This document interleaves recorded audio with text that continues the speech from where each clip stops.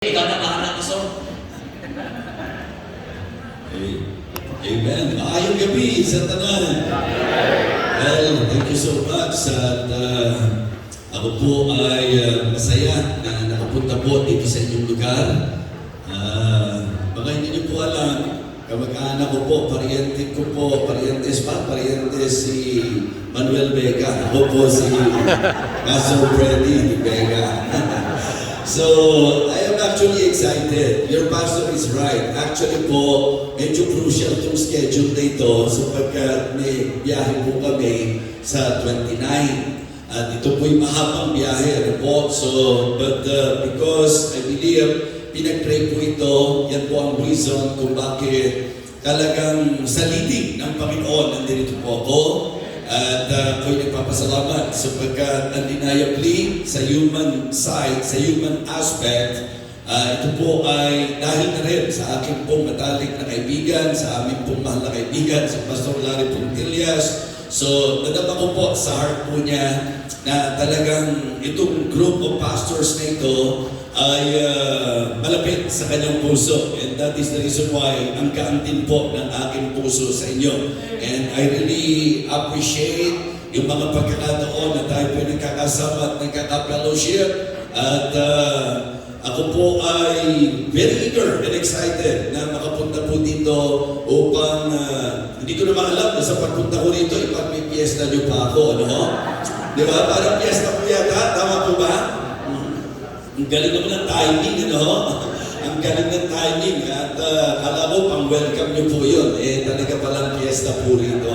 Well, pwede po bang pakitaas ang kamay ng mga members ng church nito?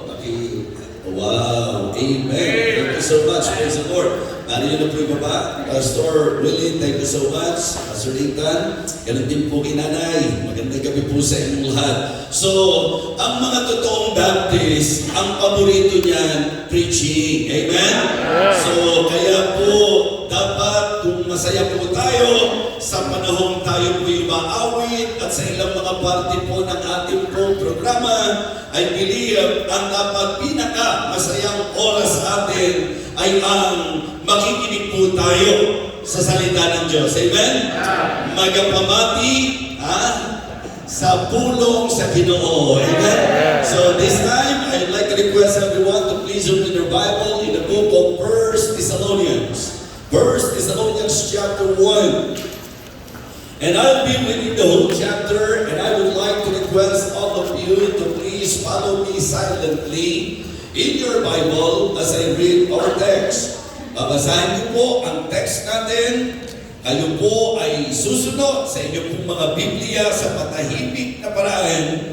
But please try to understand habang binabasa po natin ang ating pong text. Kung handa na po kayo, let me know by shouting Amen! Wow, praise the Lord. 1 Thessalonians chapter 1. Paul and Silvanus and Timotheus unto the church of Thessalonians, which is in God the Father and in the Lord Jesus Christ. Grace be unto you and peace from God our Father and the Lord Jesus Christ. We give thanks to God always for you all, making mention of you in our prayers, remembering without ceasing your work of faith and labor of love and patience of hope in our Lord Jesus Christ in the sight of God and our Father.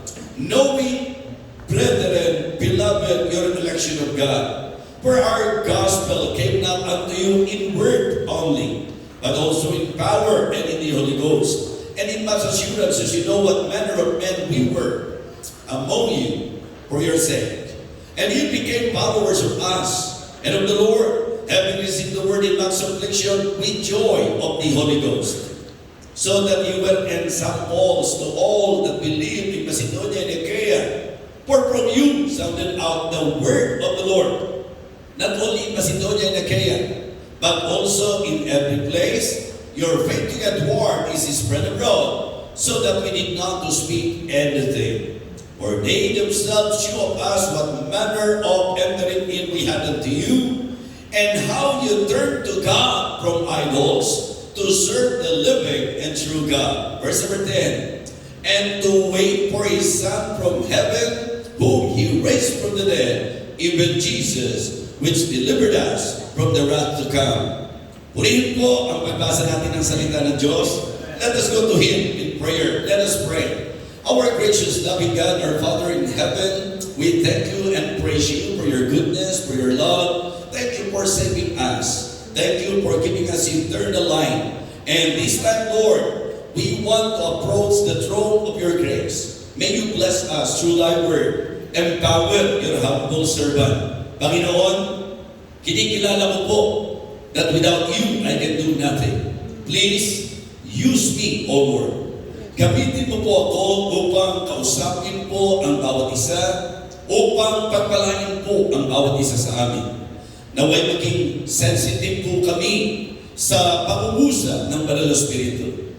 Naway maging submissive po kami sa kapangyarihan ng iyong salita.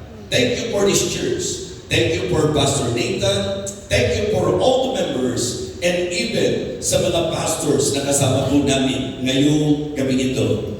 May your name be exalted once again in this gathering, Heavenly Father. For all of these things we ask and pray in Christ's most holy name. Amen. Amen. Amen. Are we seated? So, this is my first time na nakapasyal po dito sa inyo para po makapangaral. Bababa po ako para mas intimate po tayo.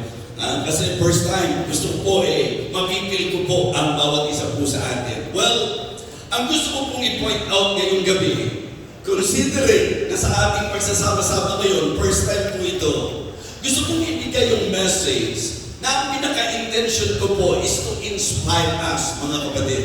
I want to share with you the message of the Lord about an exemplary church.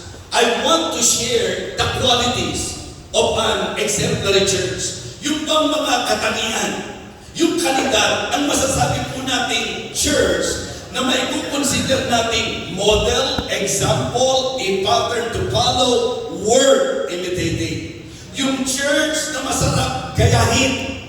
We cannot deny the fact that the church of Thessalonica, the Thessalonian church, sila po ay impressive church. Kung aaralin niyo po kung paano si Apostle Paul nag-express ng kanyang heart about this church, mai-impress kayo sa church na ito. So I can say, sila po ay impressive church, inspiring church, and impactful. Just try to imagine. Ang sabi po ng verse number 5, for our gospel came not unto you in word only, but also in power and in the Holy Ghost, and in much assurance as you know what manner of men we were among you for your sake. In verse number 6, okay, and you became followers of us and of the Lord, having received the word in much affliction with joy of the Holy Ghost. And in verses 7 and 8, according to Apostle Paul, so that you were examples to all that believe in Macedonia and Achaia. For from you sounded out the word of the Lord, not only in Macedonia and Achaia, but also in every place. Your faith to God's word is spread abroad, so that we need not to speak anything. Just try to imagine, dun sa 4 na verses na yan, hindi ba tayo sasangayon? Impressive church. Inspiring church. Impactful church. Alam niyo po, tayo mga Baptist, very confident tayo na kiniklaim natin na tayo ang true church ng Panginoon. Pero minsan, pagka nalaman po nila ang kasaysayan ng ating church, pag nalaman po ang lakad at takbo natin sa church, minsan po, masasabi ko na hindi po ikakarangal. Bakit? Sinasabi natin, Christian tayo, pero sometimes, divided tayo. Sinasabi natin, church tayo ng Panginoon, pero wala pong harmony. Sabi ko nga, dahil first time ito, siguro maganda, mapipigyan ko muna kayo ng idea na itong i-consider nating exemplary church. Sila po ay harmonious church. Sila po ay healthy church. Sila po ay happy church. Therefore, honorable church. Diba? Pagka inaral po natin yan, wala na pong sasarap sa church na harmonious. Ano ba ibig sabihin ng harmonious? Kanina po nakikinig ako sa choir. Diba? Alam niyo po ba na ang isa sa nagpapasaya at nagpapasarap na atin silang pakinggan, yung harmony. Kapag kami blending, why?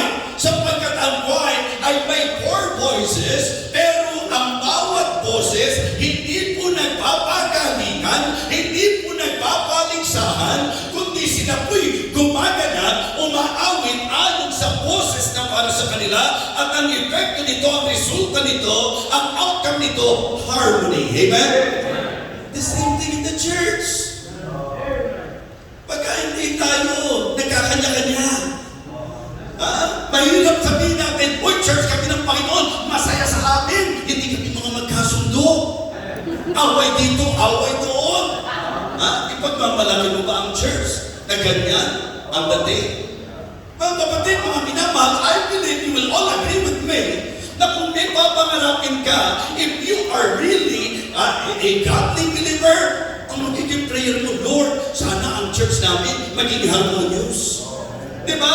Ang takbo ng isip ng miyembro, paano kaya tayo tatakbo ng mainam? Paano kaya tayo magkakaroon ng magandang relasyon para po maging maayos ang church? Harmonious church.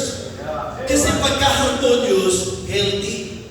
Ibig sabihin ko, may tibay, may tatag, may lakas. Pagka po harmonious and healthy, happy, mga minamahal, ang sayang sumamba kapag may pagkakaisa. Ang sarap sumamba kapag po nakatitibay at nakalalakas. E minsan po ang dahilan kung bakit nawawalan ka ng ganang dumalo, sapagkat imbis na lumakas ka, natitisod ka pa. Diba? So ang goal dapat ng church, maging harmonious para maging healthy. Siyempre dahil harmonious and healthy, happy. At dahil harmonious, healthy and happy, pwede mong ipagmagaling. Hindi ka mahihiyang sabihin na church namin to. Why? Sapagkat honorable. Ibig sabihin, karangal-rangal, maipagmamagaling at maluluwalhati ang Panginoon. Amen? So, ngayong gabi ito, matapos ang ating introduction. Simulan na po natin ang mensahe. Okay? Again, the title of the Lord's message tonight, The Qualities of an Exemplary Church. Ano po ang kalidad? Pansinin po natin ang church na ito. Sa verse number 3, ang sabi po ni Paul, by the way, alam natin yan, sulat ito ni Apostol Pablo. Ibig sabihin, hindi na nila kasama si Pablo. Alam na ba magkakasama nila sila, susulatan pa ni Pablo. So, ang point ko po, hindi sila magkakasama, malayo na si Pablo sa kanila, pero si Pablo po, nung sulatan sila, when the Apostle Paul wrote to them, ang kanyang sinabi sa verse number 3, remembering without ceasing your work of faith, labor of love, and patience of hope. I want all of you to focus on that verse. Kasi ipinupunto nito na itong church sa pagkakilala ni Pablo sa usapang gawain, matindi talaga. So kaya ang unang kalidad na gusto kong bigyan pansin po natin is their testimony and reputation in the Word of God. Yung kanilang patotoo, yung kanilang reputasyon. Mga kapatid, pag sinabi natin reputasyon, kasi sometimes may mga nagsasabi, ay wala akong pakialam kung ano ang sasabihin ng tao sa akin. Pag Kristiyano ka, mali yun. Pag Kristiyano ka, dapat mag-ingat ka sa kung ano masasabi ng tao sa iyo. Sapagkat ang sabi ng Bible, ye are the light of the world. And let your light so shine before men, that they may see your good works and glorify your Father which is in heaven. Opo, napakahalaga ng karakter. Pero hindi ibig sabihin nito, hindi mahalaga yung reputasyon. Ang sabi ng Bible, a good name is rather to be chosen than fine riches. Importante yung reputasyon. Kaya hindi maganda na i-claim natin na church tayo ng Panginoon, pangit ang testimony natin, pangit ang reputasyon natin, dapat ang isang iniingatan, dapat ang isang binabantayan, dapat ang isang pinapahalagahan ng tunay na church ng Panginoon ang ating testimony. Amen? Yung patotoo natin bilang church, mga kapatid. So yun ang isang napakagandang bagay na masasabi ko, we can say that this church is really a quality church because of their testimony and reputation in the ministry. Malayo si Paul, pero nung sinabing Paul, remembering without ceasing work of faith, labor of love, patience of hope.